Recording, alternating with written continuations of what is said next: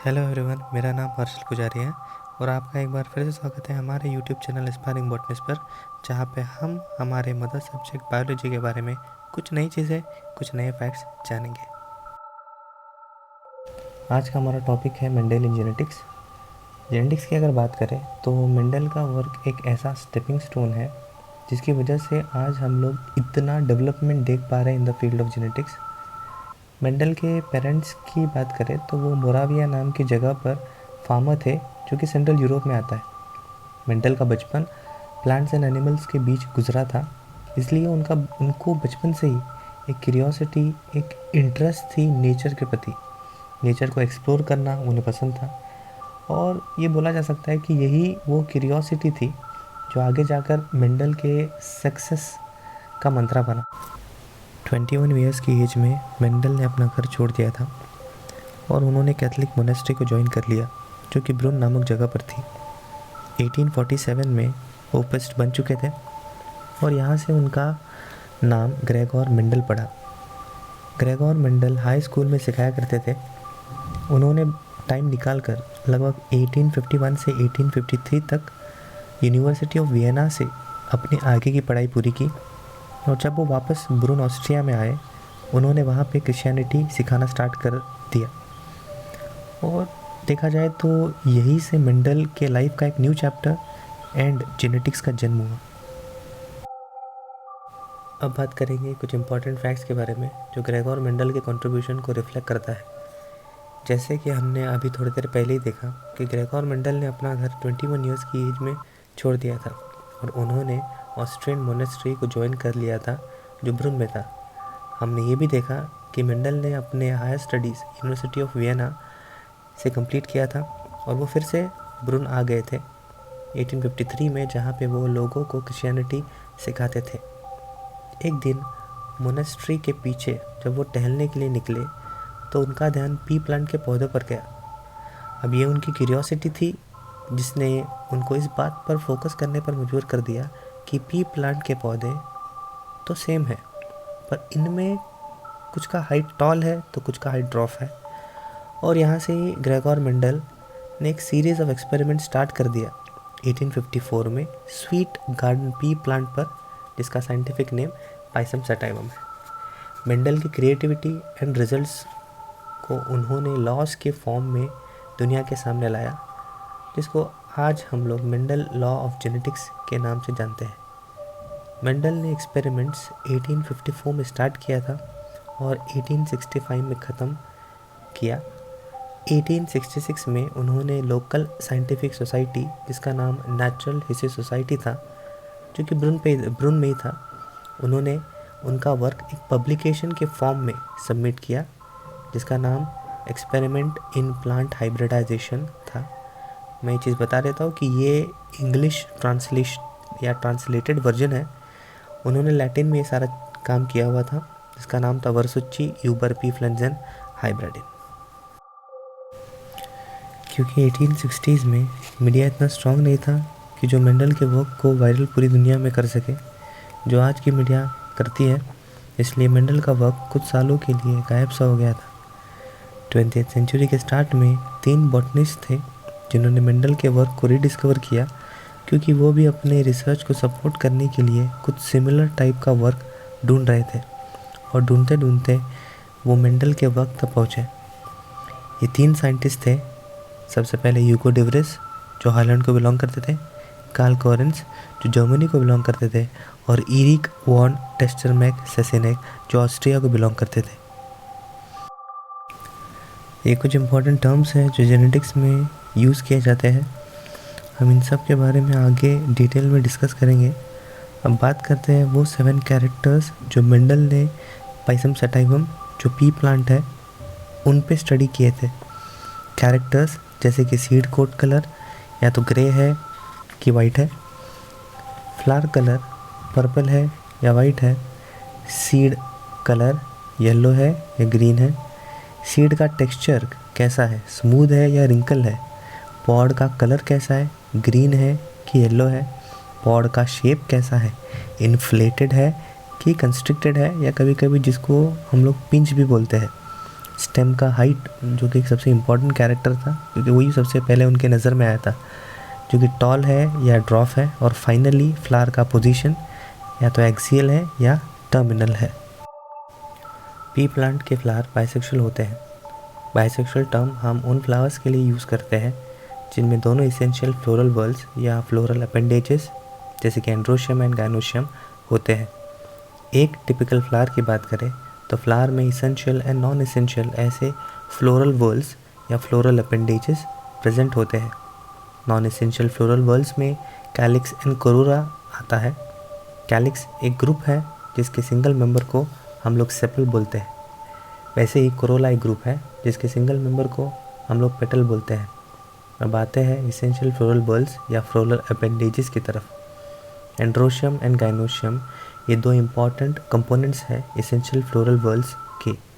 Androecium एक group है जो स्टेमन से बनता है। वैसे ही गाइनोशियम एक ग्रुप है जो कार्पेल से बनता है। स्टेमन और 3 पार्ट से मिलकर बनता है। सबसे ऊपर है एंथर लोब जिसके अंदर पोलन ग्रेन्स है। उसके बाद आते हैं कनेक्टिव जो एंथर लोब को फिलामेंट से जोड़ कर रखने का काम करता है। And finally filament. ये 3 पार्ट्स मिलकर स्टेमन बनाते हैं। सिमिलरली गाइनोशियम एक ग्रुप है जो कार्पेल से मिलकर बनता है। कार्पेल 3 पार्ट से जुड़कर बनता है। सबसे ऊपर आता है रिसेप्टिव स्टिग्मा, उसके बाद स्टाइल एंड लास्ट में आता है हमारा ओवरी।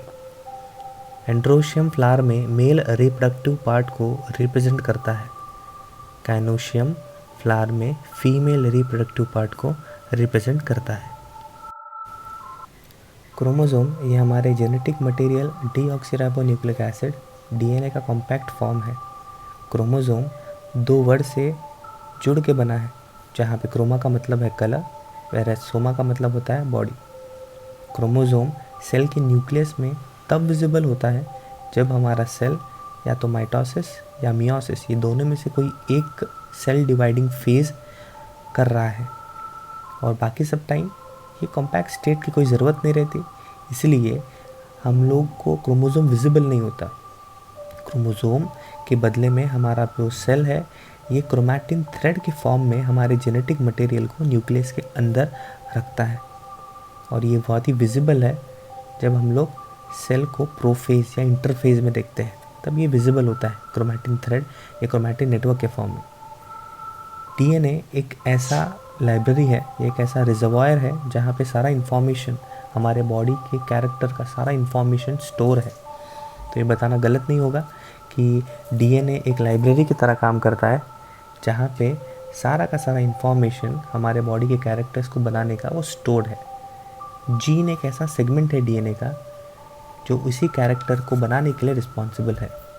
ये जो टर्म है जीन, ये Danish plant breeder Wilhelm Johansson ने 1909 या 1909 में दिया है। जेनेटिक लोकस ये वो एग्जैक्ट पोजीशन है किसी भी जीन का क्रोमोसोम के ऊपर। बोलने का मतलब है कि क्रोमोसोम के ऊपर ऐसे बहुत सारे स्पॉट्स होते हैं, ऐसे बहुत सारे लाइंस होते हैं जो जेनेटिक लोकस को रिप्रेजेंट करता है। बहुत ही सिंपल है क्योंकि क्रोमोसोम एक कॉम्पैक्ट फॉर्म है हमारे डीएनए का, और डीएनए जो है उनमें बहुत सारे सेगमेंट्स हैं कैरेक्टर को रिस्पॉन्सिबल करने वाले या कैरेक्टर के लिए रिस्पॉन्सिबल होने वाले, और इन्हीं सेगमेंट्स को हम लोग जीन बोलते हैं।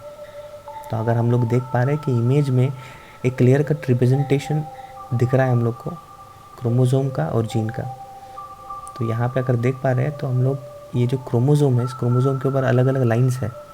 लाइन्स में नंबर्स भी दिए हुए हैं, एक है 15.33 है, उसके बाद में 15.32 है, और बहुत सारे ऐसे नंबर्स हैं। तो ये क्या है, ये सारे के सारे डिफरेंट जेनेटिक लोकस है, और ये जेनेटिक लोकस जो है वो हर क्रोमोसोम में अलग अलग होगा। ठीक है। ह्यूमन बींग्स की अगर बात करें तो हम लोग ह्यूमन बींग्स हैं, बहुत सारे दूसरे ऑर्गेनिज्म उनको हम लोग डिप्लॉयड बोलते हैं। ठीक है। ह्यूमन बींग्स का एग्जांपल ले तो हम लोग एक ऐसे एडवांस मल्टीसेलर ऑर्गेनिज्म है जिनके बॉडी में 2 डिफरेंट टाइप के सेल कैटेगरीज प्रेजेंट होते हैं। एक कैटेगरी को हम लोग सोमैटिक सेल या ऑटोजोम्स बोलते हैं, तो दूसरे कैटेगरी को हम लोग जर्म सेल और सेक्स सेल्स बोलते हैं। ऑटोजोम्स को बॉडी सेल्स भी बोला जाता है, वैसे ही सेक्स सेल्स को हम लोग रिप्रोडक्टिव सेल्स भी बोलते हैं। ऑटोजोम्स और या ऑटोजोमल सेल्स ये हमेशा माइटोसिस करते हैं, जिसको हम लोग इंक्यूबेशनल डिवीजन बोलते हैं, जहाँ पे जो डॉटर सेल्स है उनमें क्रोमोसोमल नंबर या क्रोमोसोम का नंबर और पेरेंट सेल का क्रोमोसोम का नंबर ये सेम होता है। हमारे बॉडी में टोटल 46 क्रोमोसोम है। ह्यूमन बींग्स की बात करें तो ह्यूमन बींग्स के हर सेल में 46 क्रोमोसोम होता है। तो अगर सेल माइटोसिस करता है तो पेरेंट सेल में और डॉटर सेल में ये नंबर हमेशा इवन दिखेगा, 46 तो 46 ही रहेगा। रही बात सेक्स सेल्स की, तो ये इनिशियली डिप्लॉयड होते हैं, बट इनमें मियोसिस होता है। अब जैसा हमारा माइटोसिस है ये एक सेल डिवीजन टाइप है, सेल डिवीजन का टाइप है, वैसे ही मियोसिस भी एक सेल डिवीजन का टाइप है। माइटोसिस को जैसा हम लोग ने इक्वेशनल डिवीजन बताया, वैसे ही मियोसिस जो है इसको हम लोग रिडक्शन डिवीजन बोलते हैं। अब इस रिडक्शन डिवीजन में होता क्या है, जो नंबर है, जो सेल का नंबर है, क्रोमोसोम का नंबर है, क्रोमोसोमल नंबर है, ये नंबर रिड्यूस हो जाएगा, हाफ हो जाएगा। इसका मतलब अगर हमारा जो पेरेंट सेल है उसके अंदर 46 क्रोमोसोम है और अगर वो मियोसिस कर रहा है तो मियोसिस ख़त्म होने के बाद जो डॉटर सेल्स बनेंगे उनके अंदर ये नंबर जो है क्रोमोसोम का वो आधा हो जाएगा, तो 46 का हाफ हो जाएगा 23।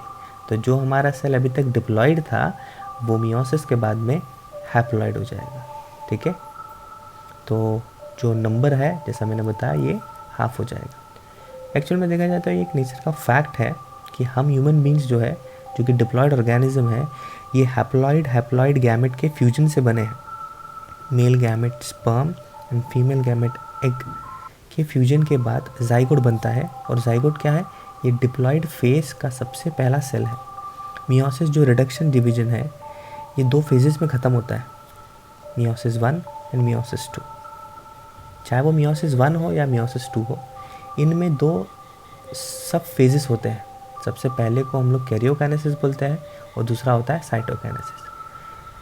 कैरियोकाइनेसिस का मतलब होता है न्यूक्लियर डिवीजन, जहाँ पे न्यूक्लियर कंटेंट, ये जो हम लोग देख रहे हैं क्रोमोसोम का नंबर कम होता है मियोसिस में, और माइटोसिस में जो इक्वेशनल रहता है, ये जो सेपरेशन है या ये जो क्या बोल सकते हैं हम लोग, सेग्रीगेशन, और ये जो पुटअप है फ्रॉम पेरेंट सेल से डॉटर सेल में, ये जो जाने वाला प्रोसेस है क्रोमोसोम का, बराबर कि नहीं, ये जो क्रोमोसोमल नंबर वाला जो प्रोसेस है इसको हम लोग कैरियोकाइनेसिस बोलते हैं।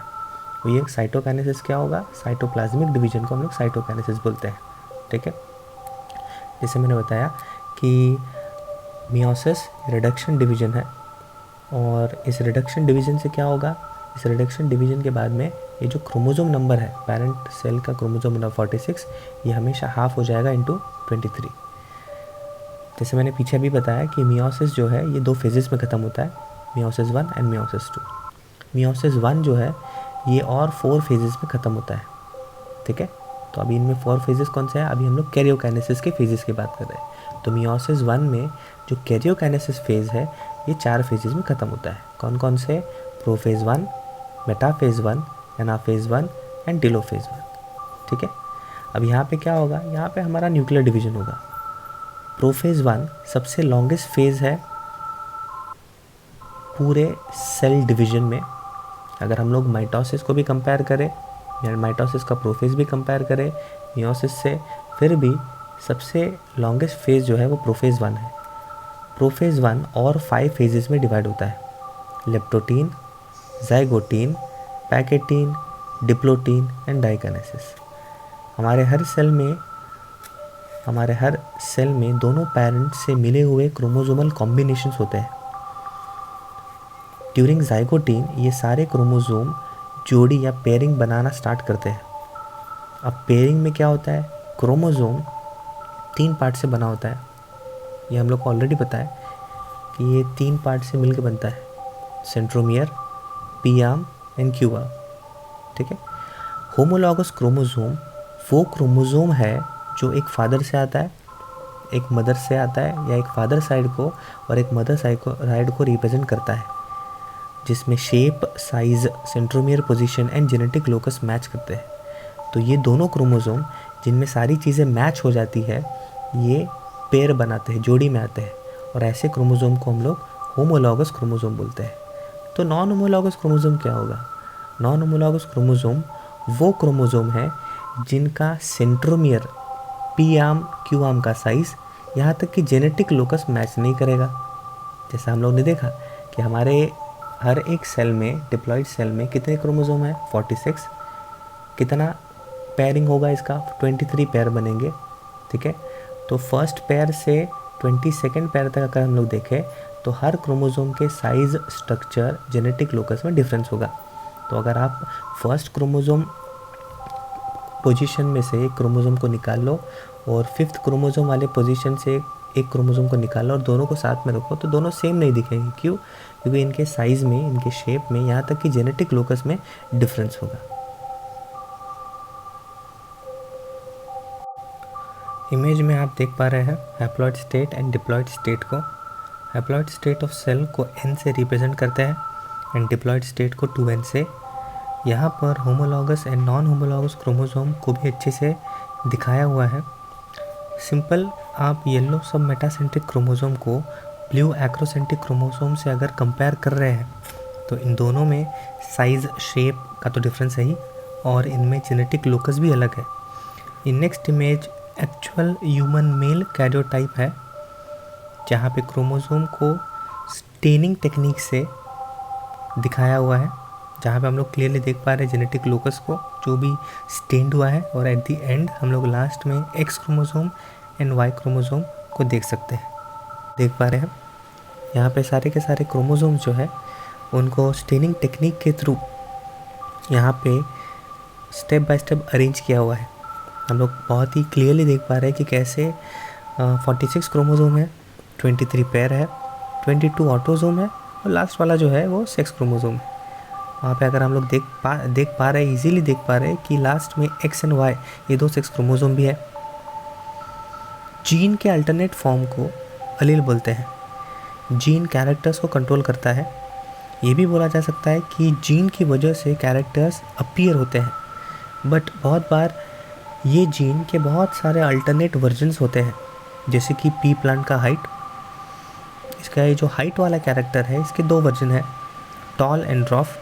तो यहाँ पे दोनों एलील जो सेम कैरेक्टर्स हाइट को रिप्रेजेंट कर रहे हैं, किसी भी इंडिविजुअल के क्रॉस के बाद ऑफस्प्रिंग या फिलिलियल या कभी कभी जिसको प्रोजेनिस भी बोला जाता है, ये डेवलप होते हैं। तो फर्स्ट क्रॉस के बाद F1 जनरेशन पैदा होता है। वैसे ही जैसे जैसे क्रॉस आगे बढ़ते जाते हैं तो F2, F3 ये जनरेशन्स आगे बढ़ते जाता है। किसी भी इंडिविजुअल का फिजिकल अपीयरेंस जो कैरेक्टर को रिप्रेजेंट करता है उसको फिनोटाइप बोलते हैं। जैसे कि टॉल हाइट, ड्वार्फ हाइट, ये फिनोटाइप है। कैरेक्टर्स को ट्रेट भी बोला जाता है। बात करते हैं जीनोटाइप के बारे में। जीनोटाइप का मतलब है genetic constitution of an organism for a character, जिसकी वजह से फिनोटाइप दिखाई देता है। सिंपल एलील या एलेलिक पेयर में होते हैं। ये हम लोग को ऑलरेडी पता है कि एलील जो है वो हमेशा पेयर में आते हैं, ये हमेशा जोड़ी में होते हैं। क्यों? क्योंकि हम लोग एक डिप्लॉयड ऑर्गेनिज्म है, इसीलिए डिप्लॉयड ऑर्गेनिज्म में सारे के सारे एलील जो है वो हमेशा आपको जोड़ी में मिलेगा या पेयर में मिलेगा। एलेलिक पेयर जीनोटाइप बनाता है और इसी जीनोटाइप की वजह से फिनोटाइप दिखाई देता है। जीनोटाइप में 2 कंडीशंस होते हैं, सबसे पहला होमोजाइगस एंड दूसरा हेट्रोजाइगस। होमोजाइगस कंडीशन में सेम टाइप के एलील एलेलिक पेयर या एक साथ में पेयर में आते हैं। वही अगर हेट्रोजाइगस कंडीशन की बात करें तो यहाँ पे डिफरेंट टाइप के एलील्स हैं, बट सेम कैरेक्टर को कोड करने वाले ये एलेलिक पेयर एक साथ में आते हैं। इमेज में हम लोग ये देख पा रहे हैं कि कैसे होमोजाइगस कंडीशन और हेट्रोजाइगस कंडीशन वाले क्रोमोसोम्स होते हैं। तो small T and capital T chromosome हम लोग देख पा रहे हैं। क्रोमोसोम में ये जेनेटिक लोकस देख पा रहे हैं हम लोग। तो जब capital T and small T ये साथ में आ जाए, कैपिटल टी स्मॉल टी ये दोनों कंडीशन क्या है? ये होमोजाइगस कंडीशन को रिप्रेजेंट करता है। और हेट्रोजाइगस में क्या देखा हम लोग ने? एक एलील कैपिटल टी है तो दूसरा एलील स्मॉल टी है।